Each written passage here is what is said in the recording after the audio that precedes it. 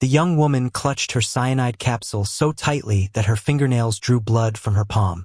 Around her, 23 other Japanese nurses and support staff huddled in the ruined bunker, listening to American voices drawing closer through the jungle. They had been told what would happen if they were captured. The stories were specific, horrifying, repeated until they became truth. Now, with nowhere left to run, Nurse Yoshiko Tanaka prepared to take her own life rather than face what she believed awaited her. But in the moments before she could bring the capsule to her lips, an American soldier appeared in the doorway, his rifle lowered, his hand extended, and spoke 2 words in broken Japanese that would shatter everything she thought she knew about the enemy. The Pacific Theater in 1944 was a realm of brutal efficiency and merciless combat.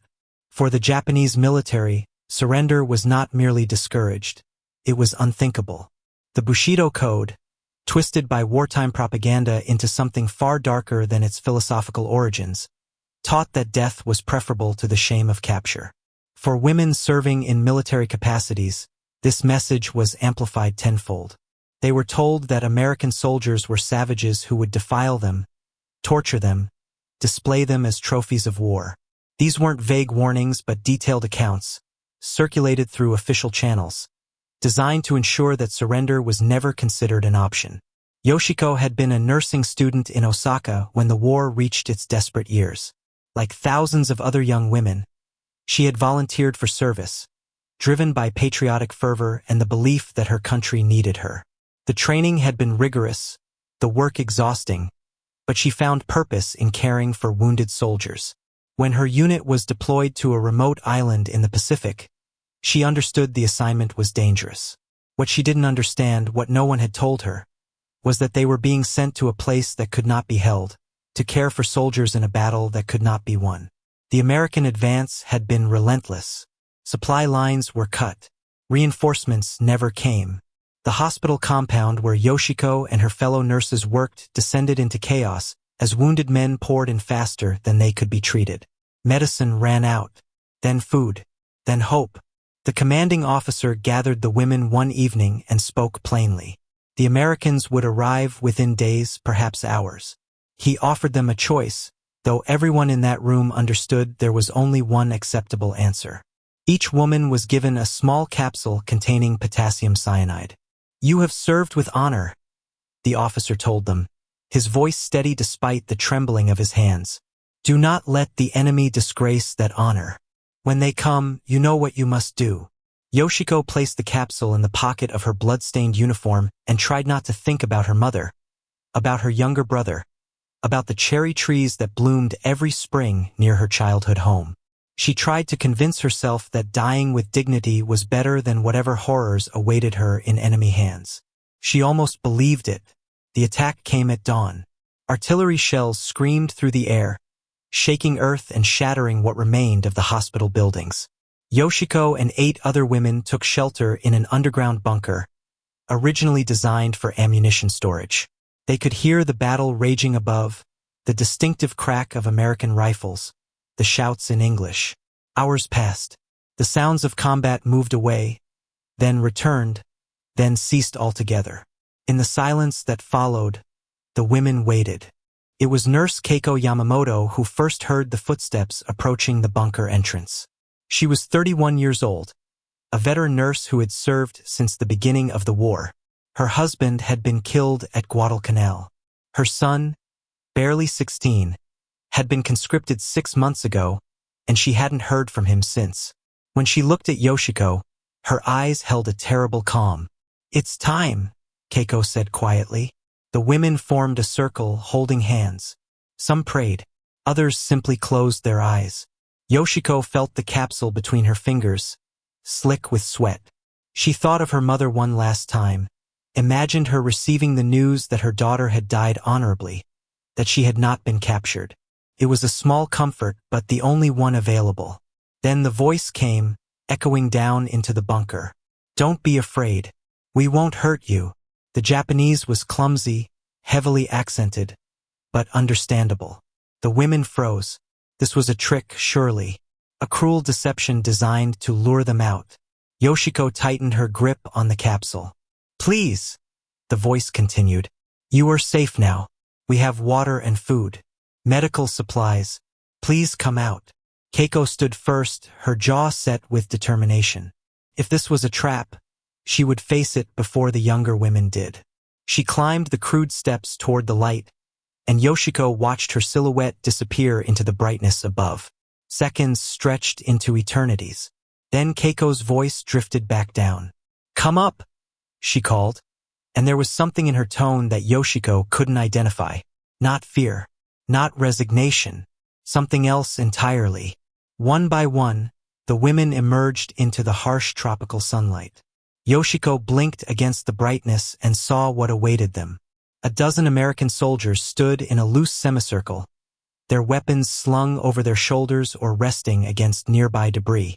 At the center stood a young man, perhaps 25, with a phrase book clutched in one hand. He was the one who had been speaking Japanese. When he saw the women, his expression softened into something like relief. You're safe, he said again, consulting his phrase book for the words. We will take care of you. Behind him, other soldiers were already setting up a makeshift aid station. Medical supplies were being unpacked. Canteens of water appeared.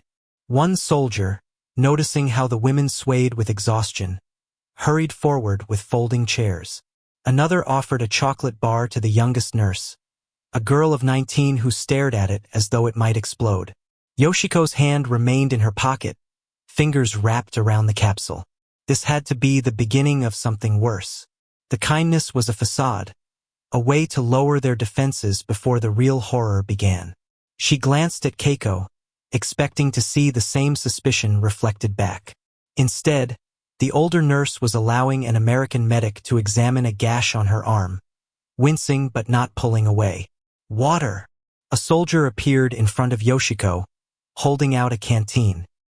He was older than the others, with gray threading through his dark hair and lines around his eyes that suggested he smiled often.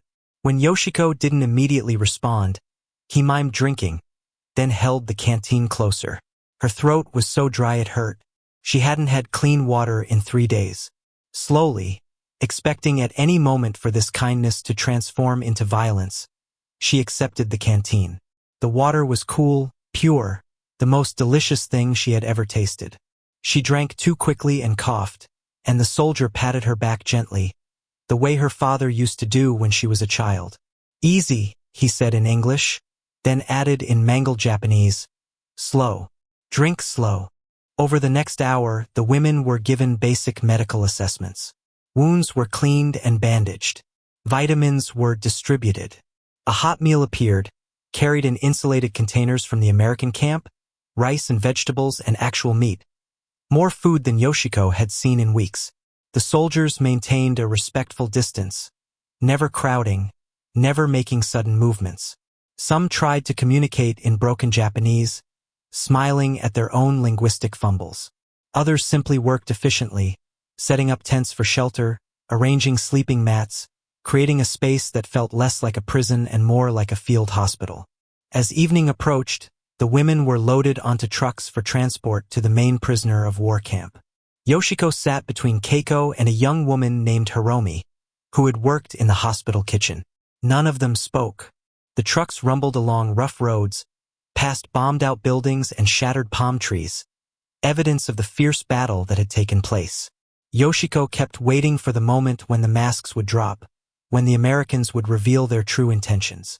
It never came. The camp appeared as darkness fell, illuminated by generator-powered lights that seemed impossibly bright after weeks of living in blackout conditions. High fences surrounded the compound, guard towers at each corner, but the overall impression was one of order rather than menace. The trucks stopped at a processing area, and the women were helped down by soldiers who offered their hands as though assisting ladies from a carriage. Inside the processing building, they faced their first real bureaucratic encounter with American military efficiency. Names were recorded, ranks and units verified. Personal belongings, what few remained, were cataloged and stored. Through it all, the American personnel, including 2 female officers who had been brought in specifically for this purpose, treated them with consistent courtesy. One of the women, a captain with kind eyes and graying hair, spoke excellent Japanese. "I know you've been told terrible things about us," she said to the group as they waited to be assigned quarters. "I know you're frightened. All I can tell you is that we follow the Geneva Convention. You will be treated with dignity and respect. You will receive adequate food, shelter, and medical care. You may write letters home. If you have questions or concerns, you can bring them to me or any of the other officers. This is not a comfortable situation, but we will do everything in our power to make it as humane as possible." Yoshiko studied the captain's face for signs of deception and found none. The woman seemed sincere, even earnest, but sincerity could be feigned. Trust would not come easily. The sleeping quarters were a revelation. The women were housed separately from male prisoners, in barracks that had been hastily but thoroughly prepared. Each woman received a clean uniform, American-made but modified to be appropriate, a toothbrush, soap, towels, and a sleeping bag rated for tropical nights. The bunks were narrow but sturdy, with mosquito netting and small lockers for personal items. After months of sleeping on hard ground or in cramped, sweltering conditions, the simple comfort of a real bed felt surreal. That first night, Yoshiko lay awake long after lights out, listening to the unfamiliar sounds of the camp. Generators humming, guards making their rounds. Somewhere in the distance, a radio playing American music, big band jazz that drifted through the tropical air.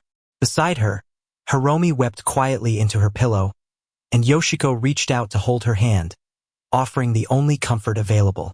"We're alive," Yoshiko whispered. "Whatever happens, we're still alive." The morning brought another shock to the system. Breakfast was served in a mess hall, and the quantity and quality of food bordered on obscene compared to what they had known. Oatmeal with brown sugar, toast with butter, fruit, coffee and tea. The women approached the serving line with disbelief, and the American kitchen staff, a mixture of soldiers and other prisoners of war from various nations, served them with friendly efficiency. Yoshiko sat with Keiko and two other nurses, Fumiko and Sachiko, who had been captured from a different location but brought to the same camp. They ate in silence at first, half expecting the food to be poisoned or for this to be some elaborate psychological torture. But the food was real, and it was good, and slowly the mess hall filled with the sounds of tentative conversation. "This doesn't make sense," Fumiko murmured, stirring her coffee. She was 28, with a sharp mind and sharper tongue. Before the war, she had been studying to become a doctor. "Everything we were told, none of it is true. Why would they lie to us like that?"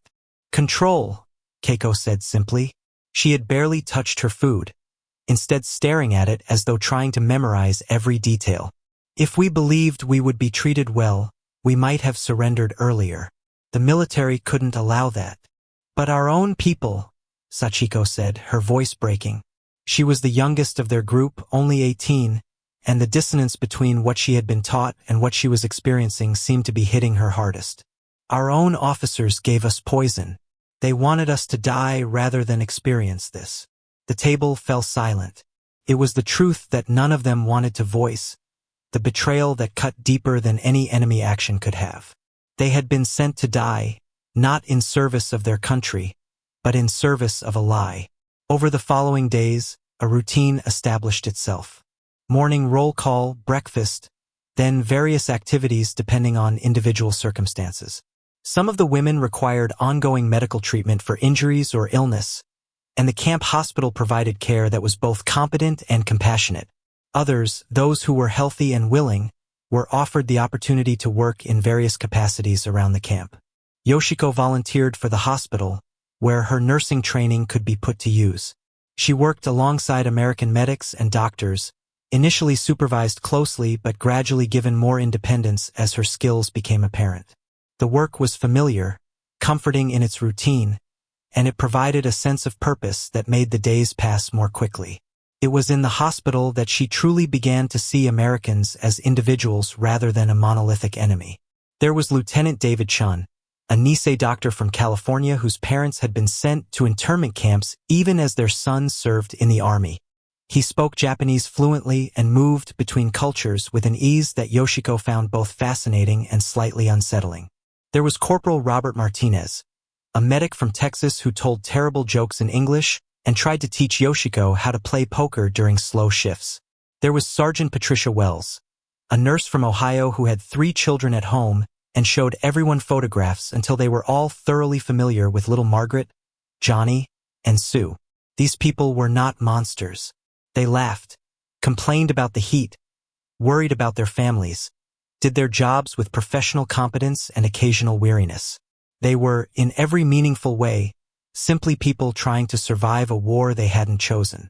One afternoon, about 3 weeks into her captivity, Yoshiko was helping Lieutenant Chun treat a prisoner with a badly infected leg wound when she heard herself humming.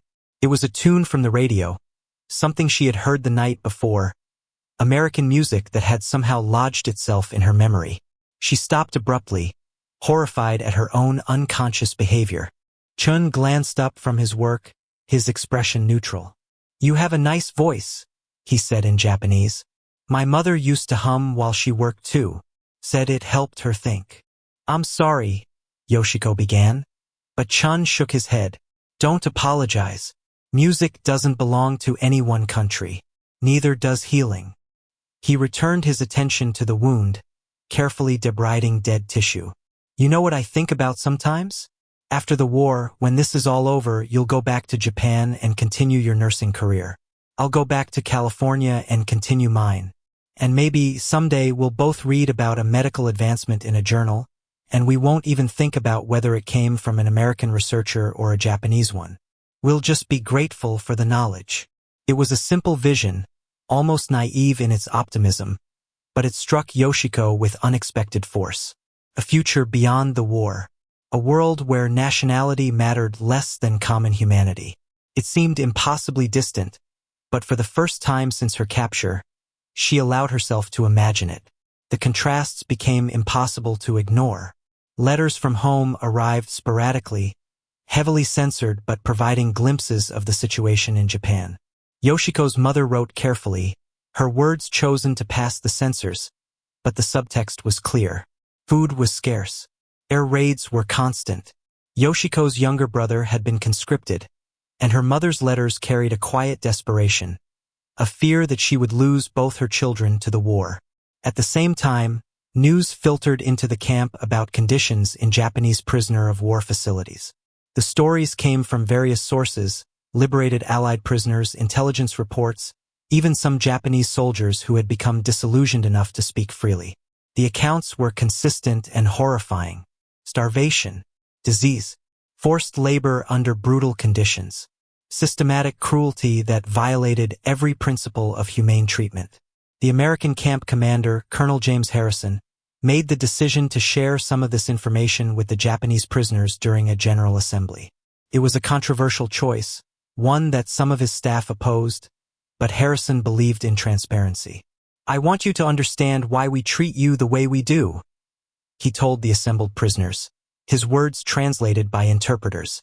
"We follow the Geneva Convention not because we're soft, not because we're naive, but because we believe that even in war, there are lines that shouldn't be crossed. Human dignity is not conditional on nationality." He paused, letting the translators catch up, then continued. "I won't pretend that all Allied soldiers are saints. War brings out the worst in people sometimes. But as a matter of official policy, as a matter of American military doctrine, we believe that prisoners of war deserve to be treated as human beings. I show you evidence of other camps not to make you feel guilty, but to help you understand that the choice to treat you well is a deliberate one. It's who we aspire to be." The photographs that followed were difficult to view. Allied prisoners reduced to walking skeletons, makeshift graves, evidence of medical experiments and systematic abuse. Yoshiko felt Keiko's hand find hers, squeezing tight, as they absorbed the reality of what was being shown. That evening, the barracks were unusually quiet. Women sat on their bunks, processing what they had learned. Some wept. Others retreated into stony silence.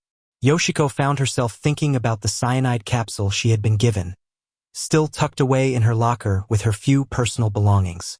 She had been prepared to use it to avoid this place where she slept in a clean bed, ate 3 meals a day, received medical care, and was treated with consistent respect. "Heaven on earth?" Fumiko said suddenly, breaking the silence. She was sitting cross-legged on her bunk, her diary open in her lap. "That's what this is compared to what they're experiencing. Our own people are suffering hell while we're here, comfortable and safe. How do we live with that?" "We survive," Keiko answered, her voice firm. "We survive and we remember, and someday, when this war is over, we tell the truth about what we witnessed. That's what we owe them. Not guilt, but testimony." As weeks turned into months, life in the camp developed its own rhythms and peculiarities. The Americans established a small school, teaching English to those who were interested. Yoshiko attended, partly out of genuine curiosity and partly because it gave her something to do in her off hours. The classes were informal, often taught by soldiers who had no formal teaching experience, but the enthusiasm was genuine. Learning the language of the enemy felt transgressive at first, but gradually it became simply practical. Communication fostered understanding, and understanding made everything easier. Work assignments expanded. Some women worked in the kitchens, preparing meals for the entire camp. Others joined cleaning crews or helped maintain the camp gardens, where vegetables were grown to supplement rations. A few with particular skills, like Fumiko, who had musical training, organized small concerts. The camp library, stocked with books in multiple languages including Japanese, became a popular gathering place. There were friendships unlikely and genuine. Hiromi, the young kitchen worker, became close with an American cook named Robert Johnson, who taught her how to make cornbread and listened patiently while she practiced English. Sachiko discovered a shared love of poetry with one of the guards, a literature student from Massachusetts who brought her volumes of American poetry and struggled through Japanese haiku she translated for him. These connections happened quietly, almost guiltily at first, but they were real. Yoshiko's friendship with Lieutenant Chin deepened over long shifts in the hospital. They talked about medicine, about their families, about their hopes for after the war. Chun spoke frankly about the internment camps, about his anger at his own government's treatment of Japanese Americans, about the complicated patriotism of serving a country that imprisoned your parents. "I used to think loyalty was simple," he told her one night while they worked together to stabilize a patient with pneumonia. "You're loyal to your country, period. But it's not that simple, is it? My country locked up my family because they looked like the enemy. Your country sent you to die rather than let you surrender.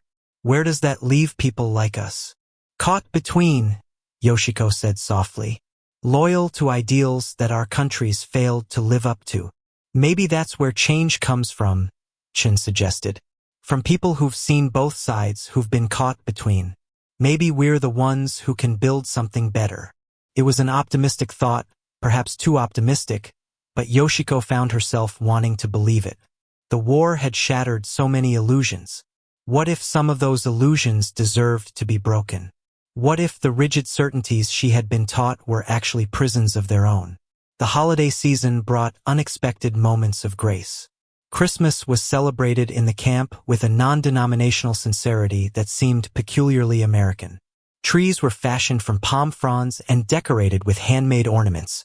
The mess hall served a special meal, turkey and all the trimmings, and prisoners of all nationalities were invited to attend a concert of carols and seasonal music.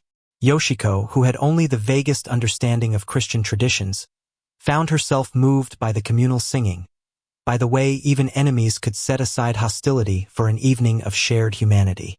For New Year's, the camp administrators allowed the Japanese prisoners to organize their own celebration. It was a pale shadow of proper Ashigatsu traditions, lacking many of the necessary elements, but the women did their best. They made decorations from available materials, prepared what special foods they could with camp supplies, and gathered to mark the passage of time. It was both comforting and heartbreaking, a reminder of home and how far away home had become. Colonel Harrison attended briefly, bringing greetings and a generous donation of supplies for the celebration. "I hope this year brings peace," he said through the translator. "For all of us. No matter which side we fought on, I think we all want the same thing in the end." Winter gave way to spring, and with spring came news that the war was shifting. Allied forces were advancing across the Pacific. Japanese defeats mounted. In the camp, tension grew as everyone understood that the end was approaching, though no one knew what that end would look like. For the Japanese prisoners, the advancing victory of the Allies created complicated emotions. Relief that the war would soon be over mixed with anxiety about what defeat would mean for Japan, for their families, for themselves. Would they be allowed to go home? What would home look like after such devastation? Some had received word that their families had been killed in air raids or lost in combat. The war had taken so much already. Yoshiko received a letter in late March that changed everything. It came from a cousin she barely knew, the only family member who had her address. The news was brief and devastating. Her mother had died in a fire following an air raid the previous month. Her brother was missing and presumed dead. Her childhood home was gone. She read the letter 3 times, sitting alone in the barracks long after lights out, a small flashlight providing just enough illumination to make out the characters. Then she folded it carefully, placed it in her locker, and walked outside. The night air was cool, tropical but pleasant. Stars hung overhead in unfamiliar constellations. A guard noticed her standing by the fence and approached cautiously. "You okay, miss?" he asked. He was young, probably barely 20, and his concern seemed genuine. Yoshiko didn't speak English well enough to explain, so she simply shook her head. The guard stood with her for a while in companionable silence, then offered her a handkerchief when tears finally came. She cried quietly, trying not to wake the camp, and the young American soldier stood guard, giving her the dignity of privacy while ensuring she wasn't alone. Lieutenant Chun found her the next morning in the hospital, preparing supplies with mechanical precision. He took one look at her face and dismissed the other staff, giving them space to talk. "What happened?" he asked gently. She told him about the letter, the words coming haltingly. Chun listened without interruption, and when she finished, he was quiet for a long moment. "I'm so sorry," he finally said. "There's nothing I can say that will make it better, but I'm sorry. I wanted them to know I'm alive," Yoshiko said, her voice breaking. "I wanted to tell them I'm okay, that they don't need to worry. But they're gone, and I'm here in this place we were taught to fear more than death, and I'm okay. I have food and shelter and safety, and they died scared and hungry, and I'll never see them again." Chun reached across the table and took her hand, a gesture that would have been scandalous in any other context but felt entirely appropriate now. "You survived," he said firmly. "That's not something to feel guilty about. Your mother would want you to survive. Your brother would want you to survive.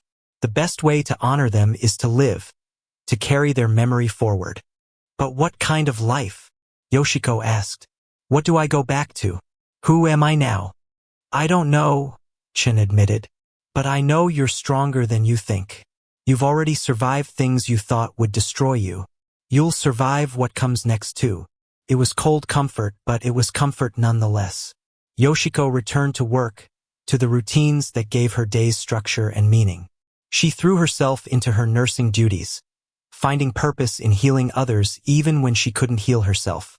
The end, when it finally came, was both sudden and long anticipated. News of Japan's surrender reached the camp in mid-August, brought by a radio announcement that sent ripples of reaction through every barrack. For the American soldiers, there was jubilation tempered by exhaustion, relief that they would soon go home mixed with the bone-deep weariness of men who had seen too much death.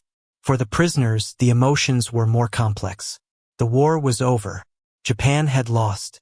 Everything they had been told about the necessity of victory, about the unthinkable nature of defeat, had been proven wrong. What did that mean for who they were? For what they had suffered and sacrificed?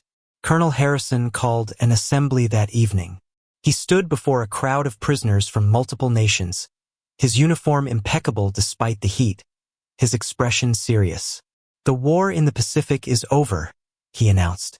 "Japan has surrendered unconditionally to the Allied forces. For those of you who are Japanese nationals, I know this news is difficult, but I want you to understand something important. The war is over, but your lives are not. You will be repatriated to Japan as soon as arrangements can be made. You will return home to rebuild your country and your lives." He paused, surveying the crowd. I want to thank all of you for your cooperation during your time here. Captivity is never easy, but you've conducted yourselves with dignity, and that's made it possible for us to treat you with the respect you deserve. When you return home, I hope you'll remember that enemies on the battlefield can still recognize each other's humanity. That's the only way we'll ever build a lasting peace. The following weeks were a strange limbo. The prisoners remained in the camp while logistics were arranged for their return to Japan. The routine continued, work assignments and meals and daily life, but now everything was colored by the knowledge that it was temporary. Soon they would leave this place that had been, against all odds, a sanctuary. Yoshiko spent her final days in the camp saying goodbyes that felt both necessary and inadequate. How do you thank someone for treating you like a human being when that should have been the baseline? How do you express gratitude for kindness that you were taught to never expect? Lieutenant Chun gave her a parting gift, a copy of a medical textbook and a letter of recommendation. When you go back to nursing, he told her, you're going to need these. The letter explains your experience here, vouches for your skills. The textbook will help you catch up on any advances you've missed. Don't let the war be the end of your career. I don't know if there will be opportunities, Yoshiko admitted. Japan will need to rebuild everything, which means they'll need skilled nurses more than ever, Chin countered. You've seen things. Learn things that will make you better at your job. Use that. Help people. It's what you're good at. From Sergeant Wells, she received a carefully wrapped package containing photographs from the Christmas concert, a few small mementos, and a long letter addressed to my friend Yoshiko. From Corporal Martinez, a deck of playing cards and a note that said, so you can teach other people poker and tell them an American soldier taught you. Confuse the hell out of them.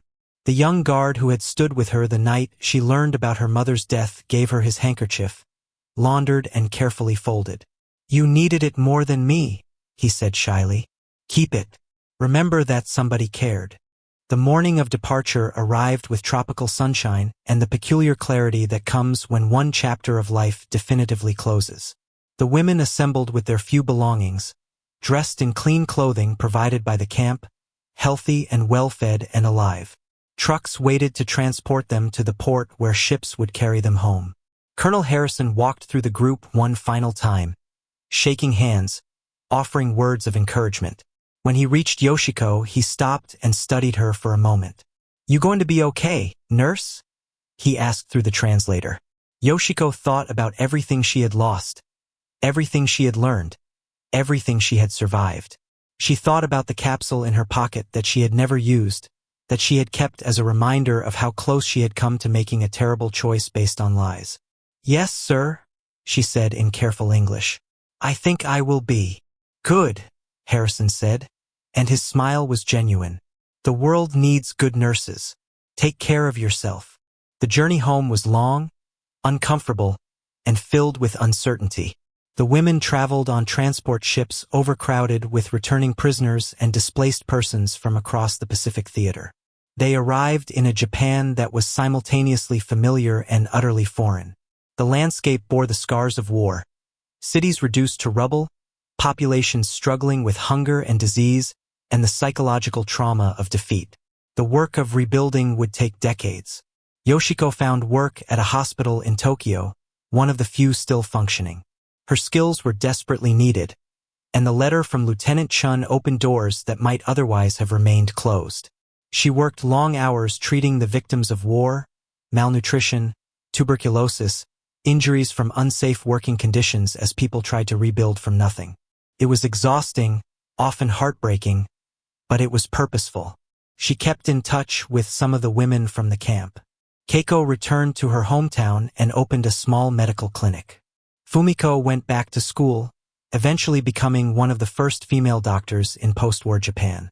Sachiko married and had children, but continued to write poetry, her verses haunted by memories of war and strange kindnesses from unexpected sources.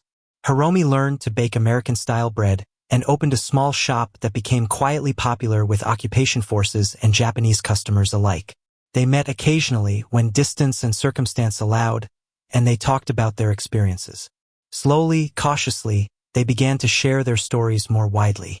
Not everyone wanted to hear them, Many in Japan were struggling with the shame of defeat, the cognitive dissonance of having believed so deeply in the righteousness of their cause only to see it crushed. Tales of American kindness, of camps that felt more like refuge than prison, challenged narratives that people found comforting. But some people listened.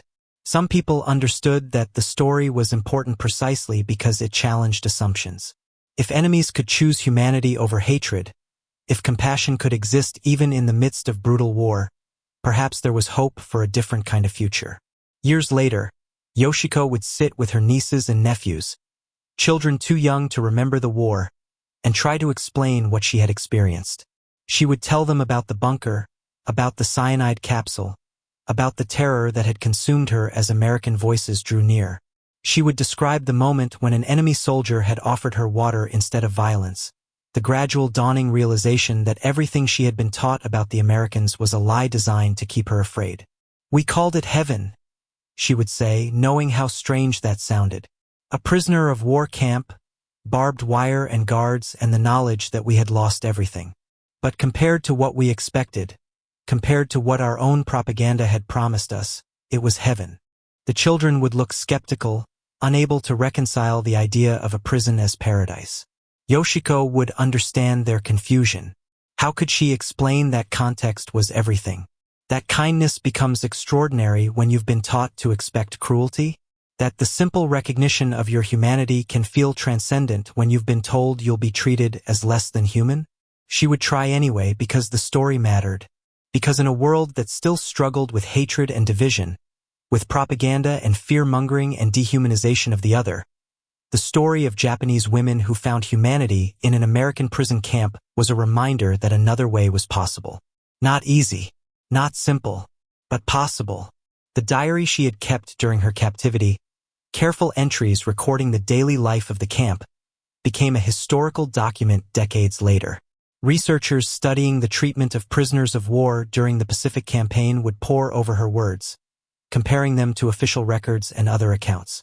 The contrast between conditions in American-run camps and Japanese-run camps would become a subject of academic study, a case study in how military culture and national values shaped the treatment of enemy combatants. But for Yoshiko, the story was never primarily about comparison or judgment. It was about the moment when fear gave way to relief, when propaganda shattered against the reality of human decency. It was about the American soldiers who had chosen to see their prisoners as people deserving of dignity, and the Japanese women who had been forced to confront the lies they had been told. On her desk, in her small apartment in Tokyo, Yoshiko kept several items from her time in the camp. The handkerchief from the young guard, faded now but carefully preserved. A photograph from the Christmas concert, slightly blurred but capturing a moment of unexpected joy. The medical textbook from Lieutenant Chun, well worn from decades of use, with his inscription still visible on the inside cover. To a colleague and friend, may your career be long and your patients lucky to have you. And tucked in a small box, the cyanide capsule she had never used. She kept it not as a morbid souvenir but as a reminder of the choice she hadn't made, the death she hadn't chosen. Every time she saw it, she remembered standing in that bunker with her hand trembling, seconds away from ending her life to avoid a horror that existed only in lies. The war had taught her many things, most of them terrible. But it had also taught her this: that human decency could survive even the most brutal circumstances, that enemies could choose compassion over cruelty, and that sometimes the greatest act of resistance was simply refusing to accept hatred as inevitable. In the decades that followed, as Japan transformed from a defeated nation into an economic power, as former enemies became allies, as the generation that had fought the war gradually passed into history, Yoshiko's story remained largely unknown. It was not the kind of tale that fit comfortably into either country's preferred narratives about the war. For Americans, it complicated the story of righteous victory. For Japanese, it challenged the mythology of honorable suffering. But for those who knew it, for the women who had lived it and the few who had listened to their accounts, it stood as testament to something important. In humanity's darkest hours, when industrial-scale killing had become routine and propaganda had turned entire populations into enemies, small acts of kindness had persisted. Soldiers had chosen to see the humanity in their captives. Women had learned that their enemies were simply people, flawed and complicated and capable of both cruelty and compassion.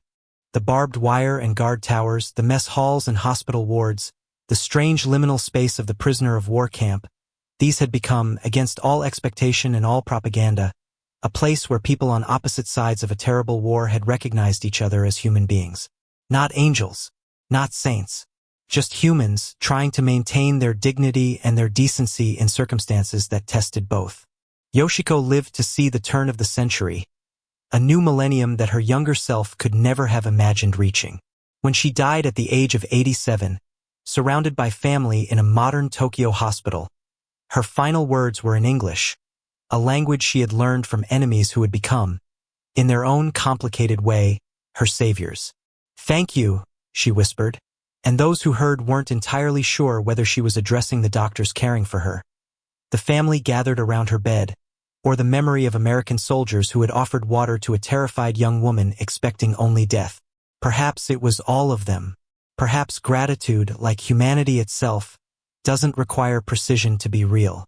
Her story, like those of thousands of other prisoners of war whose experiences challenged simple narratives of good and evil, remains a footnote in the larger history of World War II. But footnotes matter. They remind us that even in wars fought between nations, the actual experience was lived by individuals, people who made choices about how to treat each other, who could choose cruelty or kindness, hatred or humanity. The Japanese women who called an American prison camp heaven were not betraying their country or dishonoring their sacrifice. They were simply telling the truth about what they had experienced, bearing witness to the moment when propaganda collided with reality and shattered into fragments of impossible kindness. In the end, that truth mattered more than any lie, no matter how many times the lie had been repeated. And in the end, the choice to treat enemies with dignity, to maintain humanity even in the midst of war, proved more powerful than all the hatred and fear that had tried to convince them otherwise. The war ended. The camps closed. The women went home. But the memory of that unexpected humanity, of the place where they had feared death and found life, remained. A small light in the darkness. A reminder that even in the worst of times, people could still choose to be better than the circumstances demanded. Heaven on earth. Strange words for a prison camp. But for women who had expected hell, who had been prepared to die rather than face their captors, perhaps those words were the only ones sufficient to describe what they had found. Kindness where they had been promised only cruelty, humanity where they had been taught to expect only monsters, and life where they had been told they would find only death.